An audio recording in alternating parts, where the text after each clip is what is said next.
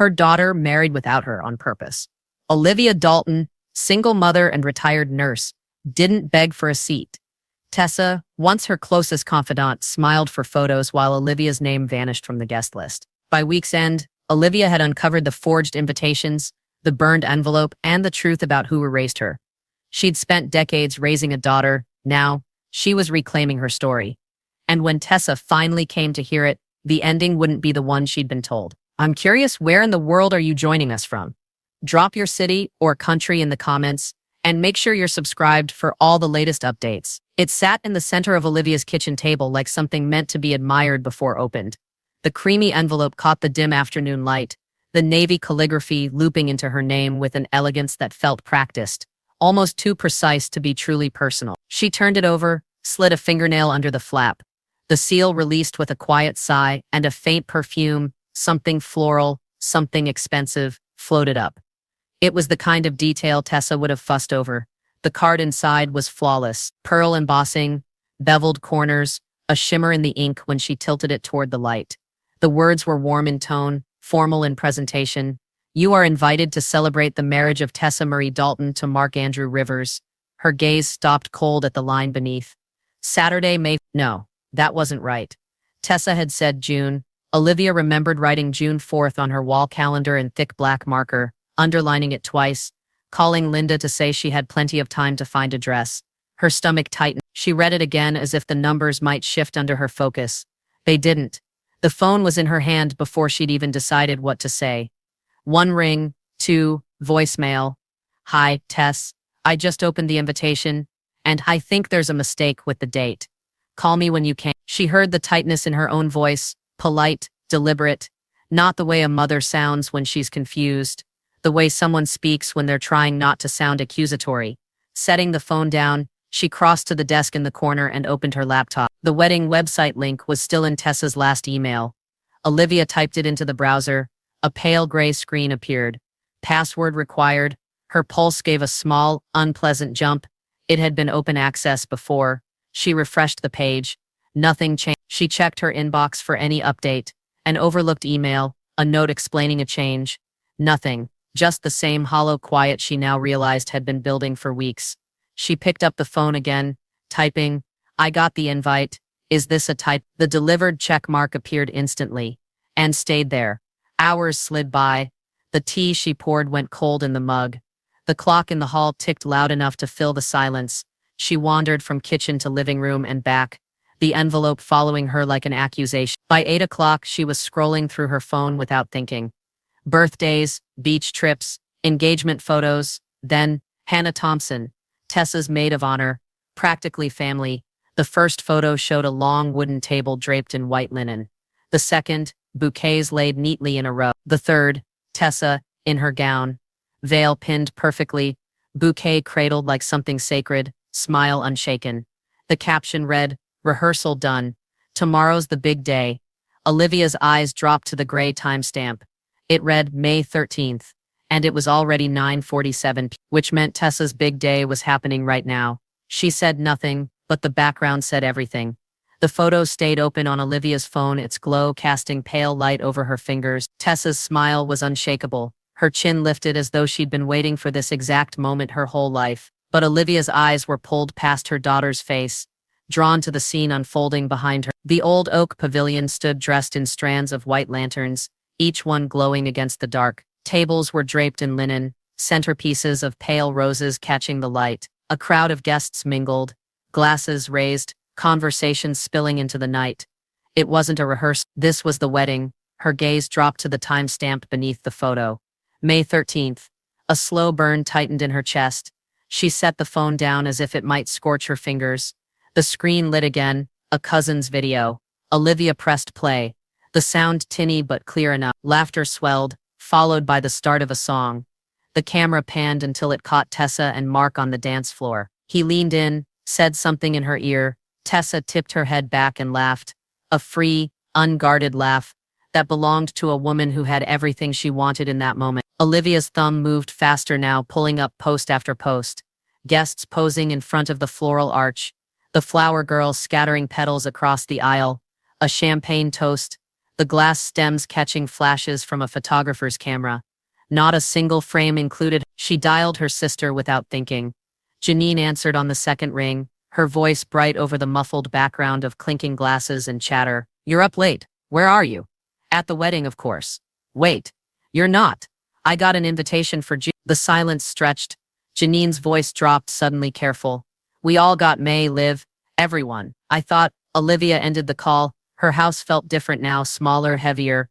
The kitchen light cast harsh shadows across the invitation still lying on the table. Gold foil June 4th gleamed up at her like a lie printed in perfect lettering. She sat down and pressed her palms flat against the table, grounding herself in the solid wood beneath them. Her mind flipped through the last few months, Tessa's seating chart, the day at the dress fitting when Olivia had held the train so it wouldn't touch the floor, the centerpiece photos Tessa had sent for her opinion. None of those moments hinted at this at a wedding she wouldn't attend. From the hallway, the steady tick of the clock marked the seconds passing, each one feeling heavier than the last.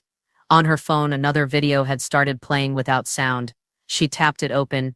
Tessa and Mark, standing under a canopy of fairy lights, leaned in for the guests erupted in cheers. Olivia watched the veil lift slightly in the breeze, and for a moment she felt the strange disorientation of looking at her own life from the outside. Everyone else in the picture except her. She unlocked her phone and began typing. "Did you do this on purpose?" She stared at the words for several seconds before sending them. The blue bubble appeared instantly. Then, nothing. The silence seemed louder now. She rose from her chair, walked to the sink and looked out into the dark yard where the faint outlines of the maple trees swayed. Her reflection in the glass looked older than she remembered. She sat back down, checked the phone. Still nothing. She tapped the screen just to keep it from going dark. Her heartbeat seemed to sync with the clock's tick.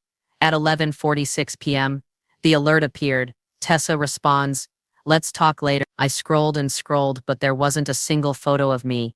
The morning after, Olivia sat at the kitchen table with her laptop open, coffee cooling beside her. The blue light washed over her face as she clicked through the wedding website. The password wall was gone now. Page after page, the images loaded. Tessa beaming with Mark, arms around bridesmaids, laughing with relatives. The parental blessings section sat in its own ornate frame. Photos of Patrick and Mark's mother beneath captions about guidance, sacrifice, and unconditional love. No photo of Olivia. No mention of her name. She moved to the seating chart. There was table 3, just like she remembered, only now it sat in the far corner of the layout, and her name had been replaced by someone she didn't recognize. She tried table 4, then She checked every table, scrolling until her eyes burned. Nothing. The registry was worse. Mark's parents had a heartfelt thank you posted under their gift selections. Tessa had written a little anecdote about Patrick surprising her with an antique music box. Olivia's space, the one she'd filled weeks ago with a memory about teaching Tessa how to bake, had been erased. Her chest tightened. She went back through the wedding albums again, slower this time. Not a candid, not a cropped edge of a sleeve, not even a blurry background face gave her away. She closed the laptop and leaned back. The silence in the room was too steady, like it had been waiting for her to notice it. Rising, she walked to the sideboard where she kept stray mail. Rifling through menus and coupons, she found her own invitation wedged beneath a stack of takeout flyers. She must have tossed it there weeks ago, before she'd even thought to double-check the date. She held it now, the gold foil lettering winking under the light, a pretty lie in her hand. The phone rang, its sharpness cutting through the stillness. Linda's voice came bright but firm. "Liv, this wasn't an accident. This was a rewrite." Olivia pinched the bridge of her nose. "I don't know. Maybe she forgot to tell me." Linda scoffed. "You've been erased. That doesn't happen by mistake." Olivia pressed the invitation flat on the table, studying the clean curves of the calligraphy. "If it's not a mistake, then it's what? Shame? Anger?"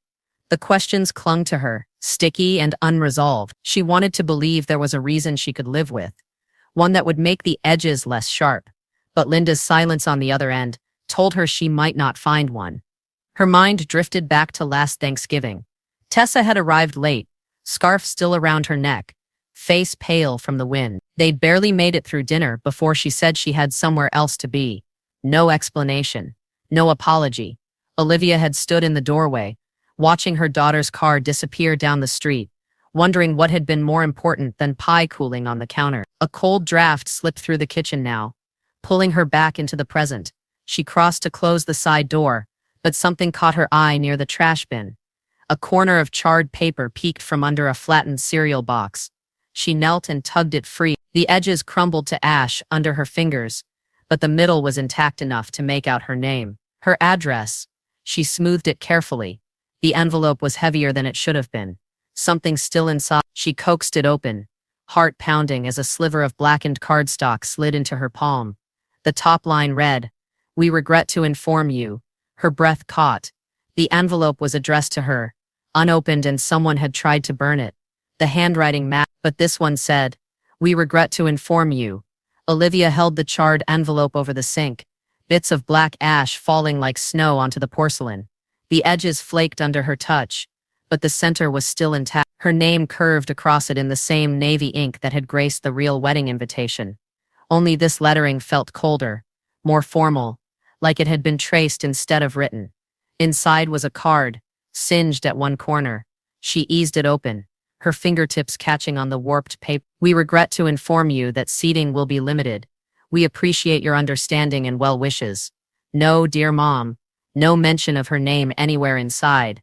The words were sterile, the kind of note you'd send to a distant cousin, not to the woman who raised the bride. It had never reached her mailbox.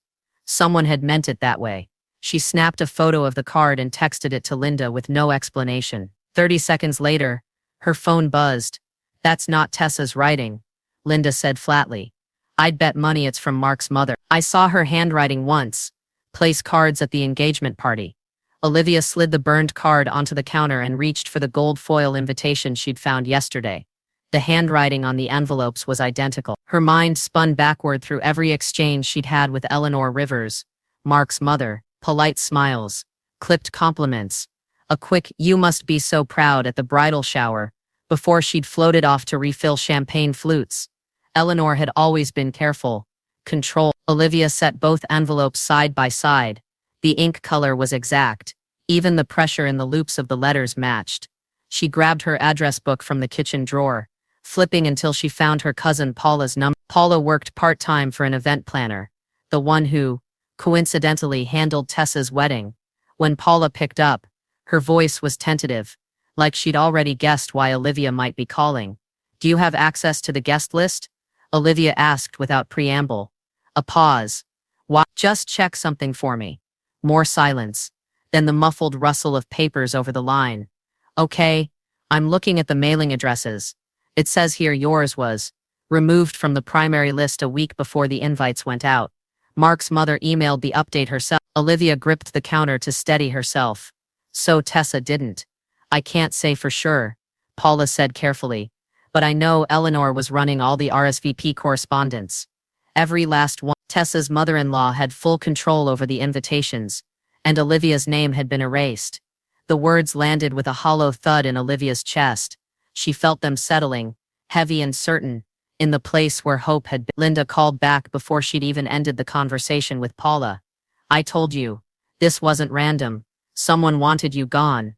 Olivia traced the edge of the burned envelope with her thumb. Then Tessa let it happen. She didn't raise her voice when she said it, but the quiet finality in her tone made Linda go silent on the other end. "They practiced walking down the aisle while pretending I never existed." Olivia sat on the couch, phone in hand, the glow from the screen flickering across the room. Overnight, more photos had surfaced, not from the wedding itself, but from the day before.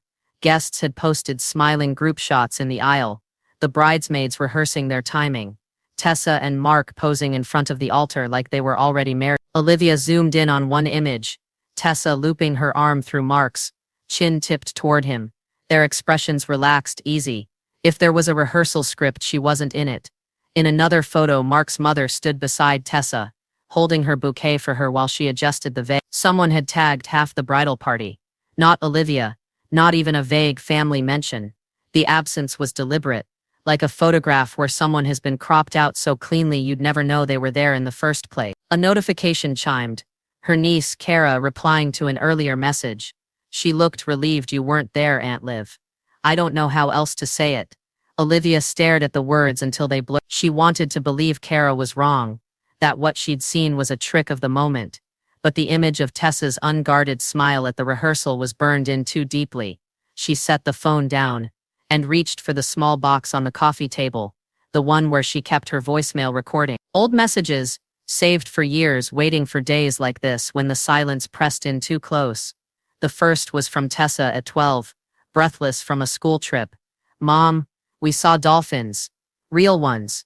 Another from high school, her voice hushed. "Can you come pick me up? I don't want to be here anymore." Olivia listened to each one, her lips pressed tight. Somewhere between those calls and the quiet messages of recent years, something had shifted. When had the distance started? Was it one sharp break, or a slow loosening that neither of them noticed until the gap was too wide to cross? Linda's voice from the day before echoed in her mind. "Distance is planted slowly." Olivia stood and crossed to the far corner of the living room. An old cedar chest sat beneath the window, one she hadn't opened in years. Inside, tucked under a folded quilt, was a small cream-colored gift box tied with a ribbon. She lifted it out, brushing away a faint film of dust.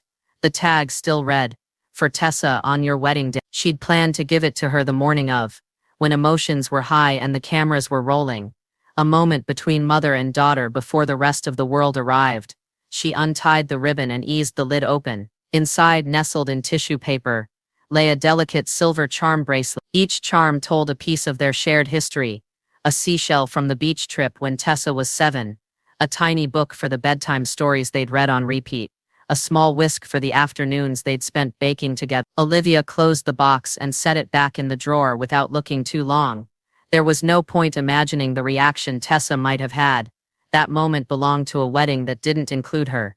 A sharp knock startled her. It echoed once, twice. She hesitated before going to the door. On the porch stood a courier in a navy jacket, holding a plain cardboard box. "Delivery for Olivia Dalton," he said, offering a clipboard for her signature. She carried the box into the kitchen and set it on the counter. "No return address." The tape peeled away easily. Inside was a single white bag tied with twine. A wedding favor. A card on top read, "With love, from the bride and groom." I opened the favor box hoping for a sign, and found something worse. The twine gave way with a faint snap, the knot unraveling between her fingers. Olivia pulled back the crisp white paper, careful not to tear it even though her pulse was quick. Inside, nestled in shredded gold tissue, was a small glass jar of honey, a monogrammed tea bag, and something folded at the bottom. She lifted the paper square, a photo strip from one of those wedding booths. 4 frames, all bright with laughter. In the first, Tessa stood shoulder to shoulder with Mark's mother, Eleanor, both holding paper hearts on sticks. In the second, Eleanor pressed a kiss to Tessa's cheek. The third showed them clinking champagne flutes, mid-laugh. The fourth had them holding a sign together, "Best day ever." There was no room in those frames for Olivia, not even as a shadow in the background. She set the strip down slowly, her fingertips lingering on the slick surface. This wasn't just absence, it was replacement. Eleanor had stepped into the space that was hers. The card from the top of the bag caught her eye again.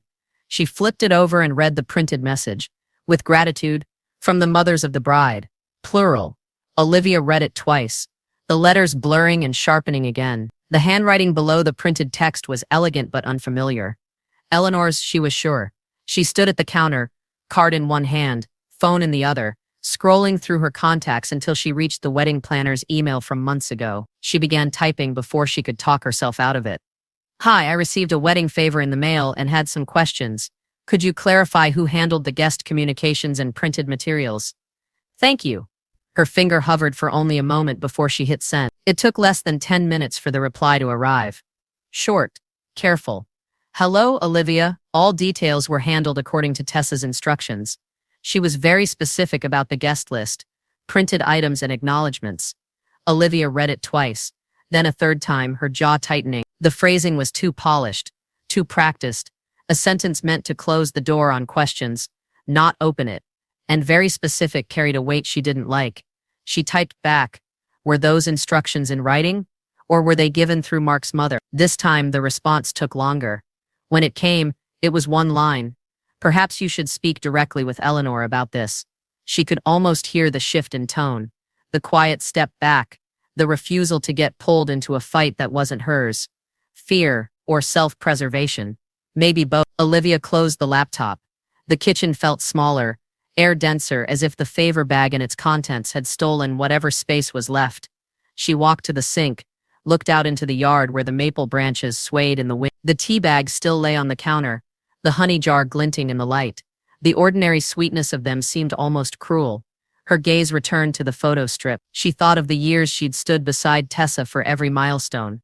First day of school, choir concerts, high school graduation, all the pictures where she'd been the one holding her bouquet, fixing her hair, keeping her steady. And now, the visual record of this day had been scrubbed clean of her, replaced by someone who'd known Tessa for barely 2 years. She picked up her phone and found Eleanor's contact. Her thumb hovered over the call icon, then shifted to the message bubble. No, this wasn't something to send into the void where it could be ignored or twisted. She wanted a voice, a tone, a hesitation she could read. She pressed call. 3 rings, then voicemail. She ended it without leaving a message. The phone buzzed before she could set it down. A new voicemail had arrived, from Eleanor Rivers. She didn't apologize. She rationalized. Olivia sat at the kitchen table, the phone flat on the wood, Eleanor's name glaring from the voicemail notification. She tapped it before she could talk herself out of it, bracing for whatever tone the other woman would take. Olivia, Eleanor began, her voice smooth, measured, the kind of cadence that came from years of delivering bad news in a way that still sounded polite. It wasn't personal, it was image management. Image management. The words settled like frost. Eleanor continued without pause. We thought it would be less complicated for Tessa to have a certain atmosphere. She's starting a new chapter. And frankly, your presence might have been a distraction. Olivia's grip on the phone tightened. She didn't interrupt, couldn't. You should be proud, Eleanor went on, that she's found peace without chaos. It's what every mother wants for her daughter, isn't it? The message clicked off. Olivia sat in silence, the hum of the refrigerator suddenly louder than anything else in the room. Her mind caught on the words chaos and distraction like burrs on fabric. What chaos? Whose version of the past was Eleanor selling, and to whom? She hit replay. The same tone, the same careful choice of words, each syllable positioned like furniture in a staged home. It wasn't just about keeping Olivia away, it was about rewriting the story so that her absence made sense, even felt necessary. She forwarded the voicemail to Linda without a caption. It took less than a minute for her phone to buzz. Are you kidding me? Linda's voice was a mix of disbelief and fury. She said that out loud? Like she's proud of it? She believes it, Olivia said quietly. Or wants me to. Linda swore under her breath. This is manipulation, Liv. Straight up. She's painting you as a problem so no one asks why you weren't there. Olivia didn't argue. She just listened, the phone warm against her ear, Eleanor's words still looping in her mind. She had expected hostility, maybe even a blunt admission, but not this. Not the calm, smiling dismantling of her role as Tessa's mother. After hanging up with Linda, Olivia replayed the voicemail again, and again.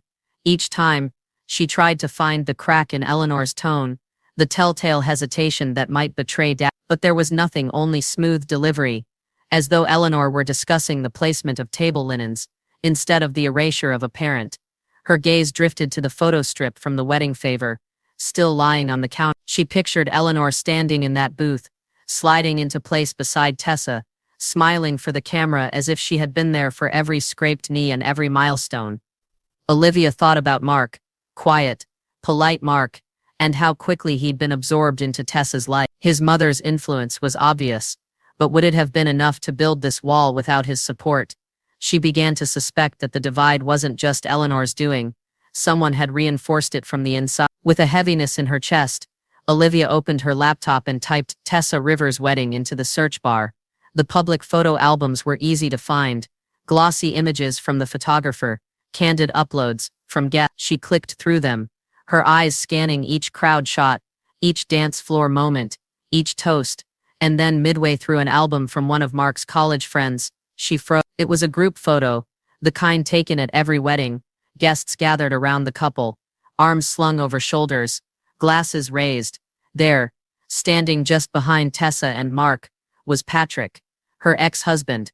He was grinning, one hand on Eleanor's back like they were old friends. Olivia stared at the image, the edges of the screen seeming to tighten around it. Patrick, the man who had walked out years ago, was smiling with the woman who had erased her. He used to hate formality. Now he wore it like armor. Patrick's tux fit him like he'd been born in. In the photo, the bow tie was crisp. The jacket shoulders squared just so. He was holding a champagne flute, mid-toast, grinning like the moment belonged to him. Olivia scrolled down. Another picture. Patrick with his arms snug around Tessa's waist, both of them looking directly at the camera. Her daughter's smile was warm, unguarded, the kind that used to be reserved for Olivia alone. She kept scrolling, each image a blow. Patrick laughing beside Mark, shaking hands with Eleanor's husband, and then a short video clip. She clicked before the audio burst to life. Patrick's voice over the hum of clinking glassware. "To my beautiful daughter, Tessa," he said, raising his glass. "You have always been the best thing I ever helped bring into this world. And today, I couldn't be prouder to stand beside you as you begin this next chapter." The camera panned to Tessa, her eyes shining. "To my dad," she said softly, "who showed me what love should look like." Olivia felt the words like a knife sliding between ribs. Years ago, that same girl had sat on Olivia's bed, eyes wet and jaw tight, saying she'd never forgive Patrick for missing her school play, her graduation dinner, for disappearing for entire seasons at a time. And now he was what love should look like. She paused the video, staring at his raised glass frozen mid-air. Patrick had been gone so long he might as well have been a story she'd told Tessa once. The man who left. The man who couldn't stay. And yet here he was, restored in front of 100 witnesses, while Olivia's absence was not just unremarked upon, but arranged. What story had they told to make that possible? What had Eleanor whispered to smooth the edges, to make space for him and erase Olivia in the same breath? Her phone buzzed. Linda again. "I saw it," Linda said without preamble. "The toast. The photos. Liv, they rewrote the whole damn narrative." Olivia kept her voice even. "If they erased me, they had to replace me with someone." "Yeah," Linda said. "And Patrick's the perfect stand-in. He's safe. He's not you." Olivia pressed her palm against her temple. "I want to know exactly what was said, how they made this make sense to her." "Then don't go through them," Linda said. "Ask someone who saw it all." Olivia thought about who that might be. Family could be loyal in all the wrong directions. Guests wouldn't have the full picture. But there was one person who had been by Tessa's side every second of that day. Someone who knew both versions of Tessa, the one who grew up with Olivia, and the one who now posed in pictures with Eleanor and Patrick like they were the only family she'd ever had. The maid of honor. Olivia found her name, Melissa, in Tessa's tagged photos, and opened the profile. Her finger hovered over the message button. She typed, "Can we talk privately?" She stared at the words for a long beat before pressing send. The message went through, blue and certain, hanging there like a held breath. She didn't hesitate. She said, "I've been waiting for you to." Melissa's reply came less than an hour after Olivia's message. "Tomorrow, 9 a.m. Rosie's Cafe, back booth." The next morning, Olivia arrived early, the smell of coffee and cinnamon rolls wrapping around her as she stepped inside. Rosie's was small, the kind of place where the owner knew everyone's order before they sat down. Olivia slid into the back booth, facing the door. Melissa arrived right on time. She still wore her hair in the soft waves from the wedding photos, though today it was tucked behind her ears, a cardigan thrown over her dress. She didn't bother with small talk. "I've been waiting for you to ask," she said, sitting down and wrapping her hands around the coffee cup the waitress set in front of her. Olivia studied her face, young, but with a kind of steadiness that came from watching other people's storms. "Then tell me." Melissa exhaled slowly. "Tessa broke when you pushed her too hard about grad school." Olivia blinked. "Pushed her? I encouraged her. She had a full scholarship offer." "She didn't hear it like that," Melissa said gently. "She heard pressure, expectations she wasn't sure she could meet. You called it support, but she called it a cage." The words stung, not because they were cruel, but because they were said without malice. Olivia felt them settle in her chest, heavy and unwelcome. Melissa went. "Patrick stepped in when she pulled away from you. So did Eleanor. They made her feel safe, like she could breathe again without disappointing anyone." Safe. The word didn't fit. Safety wasn't supposed to come from the people who'd been absent for years, or from a woman who barely knew her daughter, but Olivia could see how it might have looked different from the inside. Comfort instead of confrontation. ease instead of accountability. And they told her I'd bring chaos, Olivia said quietly. Melissa didn't answer. She didn't have to. Olivia sat back, the cafe's hum of conversation fading beneath the weight of what she was hearing. Comfort versus control. That was the trade-off, and she had lost. Melissa stirred her coffee, eyes on the swirling cream. She wanted you there, Olivia. I swear she did, but they didn't. Olivia's throat tightened, and she chose them. Melissa hesitated, then reached into her tote bag. There's something you should. From between a notebook and a makeup pouch, she pulled out a cream-colored envelope. The flap still sealed. She slid it across the table. She wrote it after the invitations went out. Melissa said, she never sent it. I thought maybe it's time. Olivia's fingers hovered over the paper. The handwriting on the front was unmistakable. Tessa's, looping and neat, her name written in a way that almost looked like it belonged on a birthday card. She gave this to you? Olivia asked. She asked me to hold on to it. Melissa said, in case of what? Melissa shook her head. She didn't say. Olivia's pulse thudded in her ears. She turned the envelope over, running her thumb along the seal, but she didn't break it. Not yet. She wasn't sure if she was ready to see her daughter's voice on paper, a voice she hadn't been allowed to hear in person. The waitress refilled their coffees. Neither of them touched the cups. Melissa finally said, for what it's worth, she cried when she talked about you. Olivia nodded, the envelope resting between her palms. Crying isn't the same as calling. They sat in silence for another minute before Melissa stood, smoothing her cardigan. You'll know when you're ready. Olivia stayed in the booth after Melissa left, the weight of the envelope pressing into her hands like it might leave a mark. Outside, the morning light was too bright, the kind that made everything look sharper than it needed to. She slid her finger under the flap, the paper resisting before giving way with a soft tear. The first line read, I hope someday you'll forgive me. I read her words like prayers, sentences straining to explain. The paper was thick, almost formal, like stationery meant for something momentous. Olivia's hands trembled as she unfolded it, the creases soft from having been handled, just not by her. Mom, it began, and the familiarity of the word caught in her throat. I hope someday you'll forgive me. I felt small under your eyes for as long as I can remember, not because you meant to make me small, but because I didn't know how to grow in the space you gave me. You were always watching, even when I needed space. Olivia paused, her eyes blurred. She pressed her thumb to the paper, as if to hold the words still. Telling you I didn't want grad school felt like failing twice, once for myself and once for you. I know you called it encouragement, but I heard it as expectation. I needed to choose something that was mine, even if it meant choosing people who didn't know my whole story.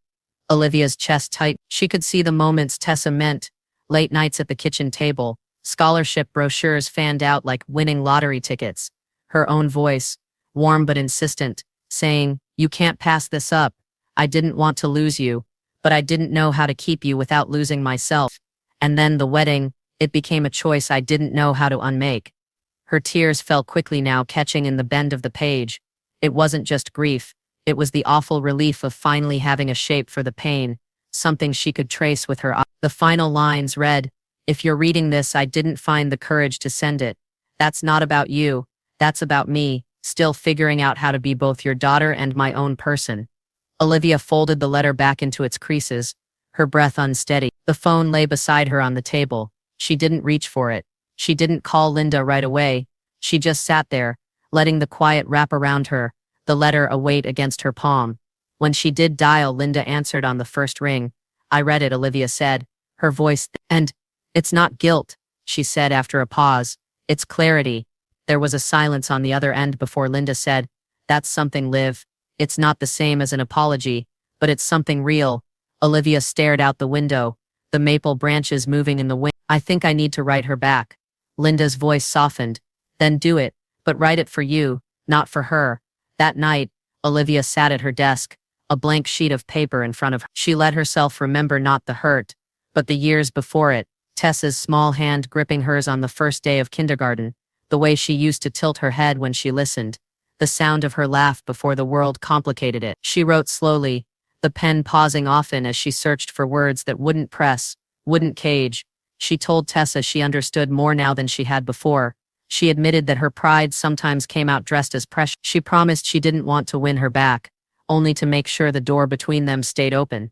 When she finished, she read it once, then folded it neatly and slipped it into an envelope. She wrote Tessa's name, Nothing more, as if trusting that was The next morning she walked it to the post office herself. She didn't expect a reply. That wasn't the point. She just needed to send it into the world, away from her desk, so it wouldn't be something she kept rewriting in her head. Days passed. She checked the mailbox without urgency, telling herself the act of sending had already done the work. Then, on a gray Thursday, she opened the box to find a single envelope inside. The typewritten label read, "From Tessa Riv." Olivia held it in both hands, the cold air biting at her skin, and wondered if she was ready to know what was inside. I ran my finger along the seal before I dared to break it. The envelope was heavier than it looked. Olivia turned it over in her hands, the edges sharp from the cold air. She carried it into the kitchen and set it on the table, sitting down like she might for a difficult conversation, feet planted, back straight. Her fingertip traced the glued seam once, twice before she slid it under and tore gently. The paper gave with a soft rip, revealing a single page, folded into thirds. She unfolded it slowly, bracing herself. "Olivia," it began, "not Mom. I didn't mean to hurt you, but I did, and I'm sorry." Olivia's eyes stayed on that line for a long time. The words weren't warm, but they weren't empty either. They were precise, like someone trying to step carefully over fragile ground. "I needed a day without your eyes on me. I needed to walk down the aisle without wondering if you approved. I know that sounds selfish. But it was the only way I could feel like it was my day." The sentences were clean, almost formal, no flourishes, no meandering apologies. "I don't expect you to understand, and I don't know if you'll forgive me, but I wanted you to hear it from me, not through anyone else." It was signed simply Tessa. Olivia folded the page back into its creases. The sound of it settling in her hands was louder than the refrigerator hum. For a moment she didn't move, then she reached for her pen. "Then maybe it's time you see mine," she wrote in looping ink at the top of a clean sheet. Her own handwriting felt less certain than it used to. She kept the letter short. No speeches, no retelling of the past, just an invitation to meet, not in public but in a space that was hers. She closed with a promise, no expectations, just honesty. When she told Linda about it that afternoon, her friend didn't respond right away. "Liv," Linda finally said, "you could wait forever for her to choose the right moment. Or you could make one, something that's yours, something she can come to if she's ready." Olivia turned the words over in her mind. She thought of the way the wedding had been stripped of her face and name erased. If she had been written out of that story, maybe she could write herself into another one. By the time the kettle whistled, the idea had formed, ridiculous, maybe even theatrical, but hers.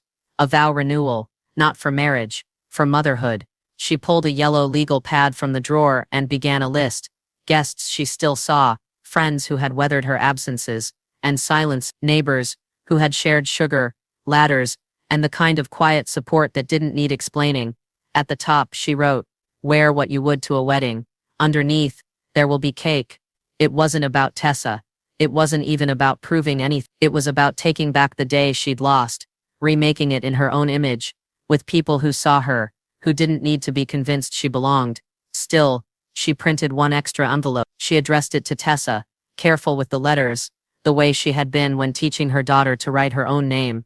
That night, she drafted an email to herself, testing the words until they felt right. It began, "You are invited to witness a promise, not between husband and wife, but between a mother and the life she built." Her finger hovered over the send button. She clicked, and the subject line glowed on the screen. "A mother's vow renewal." If she erased me from her day, I would rewrite mine.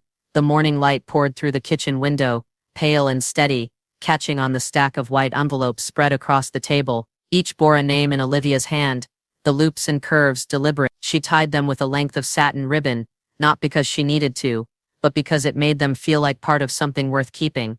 Linda arrived with her arms full of carnations and eucalyptus stems, the scent immediately softening the air. "Ceremony flowers," she announced, already moving toward the kitchen counter. "And yes, before you ask, I brought the good coffee." They worked side by side, the quiet hum of preparation replacing any nerves Olivia might have had. This wasn't about grandeur. It was about being present in a way no one could take from her. The invitations had gone out a week ago, neighbors who had shoveled her walk in the winter, friends who'd filled her table on holidays, cousins who'd stuck around long after others had drifted, and in a separate stack, one envelope addressed to Tessa Rivers. She didn't expect a reply. That wasn't the point. The point was that the door was open, whether her daughter stepped through it or not. By midday, the backyard had been White folding chairs faced the old maple tree, its low branches draped in gauzy fabric that shifted gently with the breeze. A long wooden table stood off to the side, holding pitchers of lemonade, plates of scones, and the cake Linda had insisted on ordering. 3 tiers, frosted in white, topped with a single silver charm bracelet Olivia had tucked there herself. In the living room, Olivia stood in front of the mirror smoothing the pale blue dress she'd chosen. It wasn't new, but it had always made her feel steady. She pinned a sprig of eucalyptus to the neckline and took a breath that reached all the way to her. Guests began to arrive in 2s and 3s, their greetings warm but unintrusive, as if they understood this wasn't a party, it was something quieter. Olivia moved among them, offering lemonade, touching hands, laughing softly at shared memory. When everyone had settled, Linda gave a small nod from her spot by the maple. Olivia stepped forward, the grass cool under her shoes. She held a single sheet of paper, her vows, though she already knew them by heart. "This isn't about marriage," she began, her voice carrying easily in the stillness. "It's about the promises we make when we bring someone into the world, and the ones we keep, even when the story changes." She spoke of nights spent reading in the half-light, of the fierce and ordinary ways love lives in the day-to-day. She didn't mention absence, or erasure, or the ache that had brought her here. This was a vow to what had been good, what could still be good, no matter how it was remembered. Her guests listened, heads tilted, some wiping their eyes. When she reached the final line, "I will always be a home you can come back to," there was a small, quiet murmur of agreement, the kind that doesn't need applause. Linda stepped up with the flowers, handing Olivia a small bouquet, the stems cool in her hands. A few people took out cameras, capturing the moment, not staged, not edited, just her. They moved to the table, the first slices of cake passing from hand to hand, the air filling with the faint sweetness of frosting and the low hum of conversation. Olivia felt lighter than she had in months, the weight she'd carried sitting a little farther from her chest. She was pouring coffee for one of her neighbors when a shift in the air caught her attention. Heads turned toward the street. An unfamiliar car had pulled up at the curb, dark blue, idling. The driver's door opened slowly. Olivia set the coffee pot down without realizing she'd done it, her hands still hovering in midair. A figure stepped out, pausing in the sunlight before walking toward the gate. She stepped out of the car like a question mark. The figure emerged slowly, framed by the harsh midday light. It took Olivia a breath, maybe two, to understand the shape of her, the slight tilt of the head, the familiar set of her shoulders. Tessa. She wore no jacket despite the crisp air, just a plain sweater and dark jeans. Her hair was pulled back, exposing the pale line of her throat. She didn't wave. She didn't smile. She simply closed the car door and began walking toward the gate, each step deliberate, as if she was testing the ground. Conversations in the yard thinned into a hush. A few guests looked between Olivia and the approaching figure, waiting for a cue. Olivia's fingers flexed around the bouquet, the stems damp and cool against her palm. She hadn't planned for this. She'd planned for the possibility, but not the reality. Not the sight of her daughter standing just beyond the rows of white chairs. She could have stepped forward. She could have crossed the space between them in an instant. Instead, she inhaled slowly, grounding herself in the grass beneath her shoes, and turned back toward the guests. Her voice was steady when she spoke again. "A vow," she said, "isn't a single moment. It's made over and over, in ways no one else sees."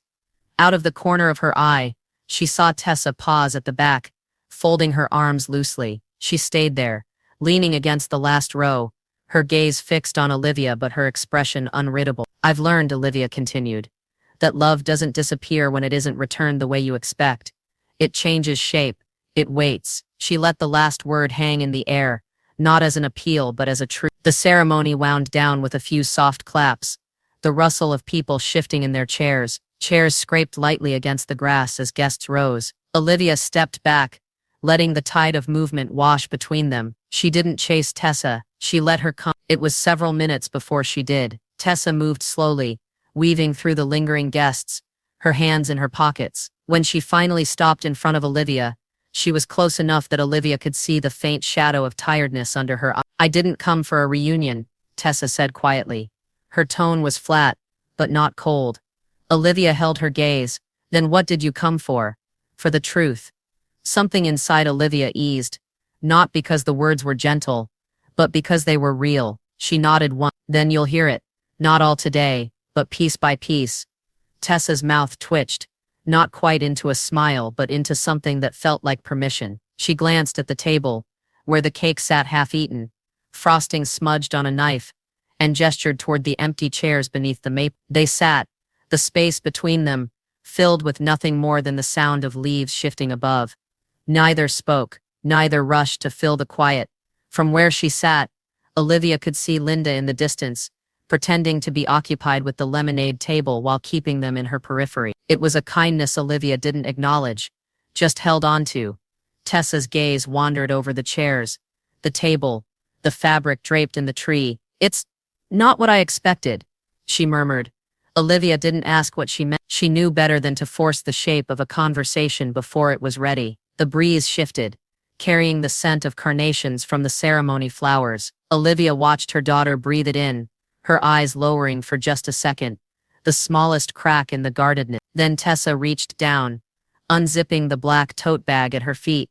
Her fingers searched for something, brushing past what looked like a notebook and a scarf, before closing around a small cream-colored box. Olivia recognized it before it cleared the edge of the bag, the ribbon still tied, the tag still bearing her handwriting. Tessa set the original gift box in Olivia's hands without a word. The ribbon was faded, but the apology was fresh. The box felt lighter than she remembered, or maybe Olivia's arms were simply stronger now, used to carrying weight that wasn't physical. The satin ribbon was flattened in places, the loops slack from time. "I couldn't face it back then," Tessa said. Her voice was low, almost like she was confessing to herself. Olivia kept her eyes on the box, fingers brushing the familiar script of her own handwriting on the tag. "You didn't open it?" Tessa shook her head. "I thought whatever was inside would be more than I could handle." The urge to tell her to open it now hovered on Olivia's tongue, but she resisted. Instead, she slid the ribbon loose, the fabric whispering against itself. The lid lifted with a faint sigh of paper, and inside, wrapped in tissue, was the small leather-bound recipe book, edges worn smooth from decades of use. The cover was soft, its color darkened in spots where flowery fingers had handled it over the years. Olivia rested it between them on the table. "This belonged to your grandmother, and her mother before her. Every page is in their handwriting, and mine." Tessa blinked down at it, her throat working. "I thought," she stopped, then tried again. "I thought it would be something about proving myself, about expectations." Olivia shook her head gently. "It was never judgment. It was love, the kind you can measure in cups and teaspoons." Tessa's eyes glossed over, but no tears fell. She reached out and traced the edge of the cover, her fingertips lingering on a corner that curled slightly upward. "I remember you making pies with Grandma. You never let me roll the crust." "You were 6, Olivia said softly. "You'd have eaten half the dough before it hit the pan." A small laugh escaped Tessa, brief, but real. It loosened something in the air. They sat like that for a while, turning the book so Tessa could see certain pages, a smudge of chocolate fingerprint on one recipe, a doodle of a whisk in the margin of another. Stories wove themselves between the ingredients. The time the cake collapsed because someone slammed the oven door, the pie that won a county fair ribbon even though the crust burned at the edge. When the conversation shifted, it was like stepping onto thinner ice. "I need you to know," Tessa began, her gaze fixed on the book, "that Eleanor didn't just step in, she pushed, hard. And Mark," she hesitated. "He backed her up, every time." Olivia felt her jaw tighten but forced her voice to stay even. "Why? They said you'd make the day about you, that you'd push the same way you pushed about grad school." Tessa's voice faltered. "And after everything, part of me believed them. It was easier to let them decide than to risk another fight." Olivia closed the book gently, her hand resting on the cover. "You don't owe them control over your life. Not then, not now." Tessa nodded slowly, but her shoulders didn't relax. She leaned back in her chair, eyes skimming the backyard like she was searching for somewhere to set the rest of her words. When they came, they were quieter, heavier. "We're separated, Mark and I." Olivia still. The background hum of voices from the other guests felt suddenly far away, as if the world had stepped back to give them space. "How long?" 2 months, Tessa said. "I haven't told anyone, not even Eleanor, especially not Eleanor." Olivia searched her daughter's face, not for weakness but for the shape of what she'd been carrying. There was no triumph in knowing this, only the ache of recognizing how alone she must have felt. "Why are you telling me?" Olivia asked gently. Tessa's lips parted, then closed again like she was tasting the weight of her own answer before speaking it. Because you're the only one who won't use it against me. The words struck in a place Olivia hadn't let herself name, the small stubborn corner still hoping for trust. They both looked down at the recipe book between them, its spine soft from generations of hands. Olivia reached out, brushing the edge of the ribbon still coiled on the table. Then what do you want next? Tessa's gaze lifted. Her answer caught somewhere between her eyes and her breath. There was no aisle, just 2 chairs, and finally eye contact. It was 3 weeks before they saw each other again, enough time for the leaves to shift from gold to the brittle brown that fell apart in your hand, enough space for Olivia to stop wondering daily whether she'd hear from Tessa, and then one afternoon, to hear from her. A text, dinner, just us.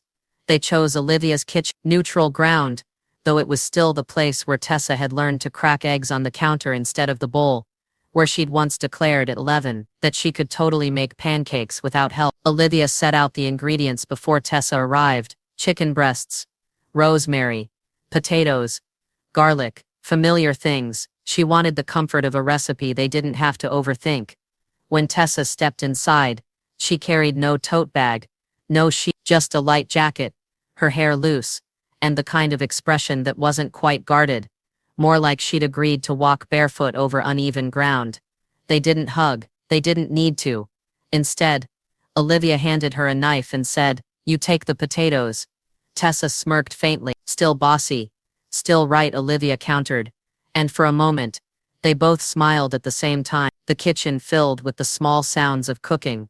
The thud of potato against wood, the sizzle as chicken met the pan, the tap of the knife when Tessa paused to brush hair from her face. They moved easily.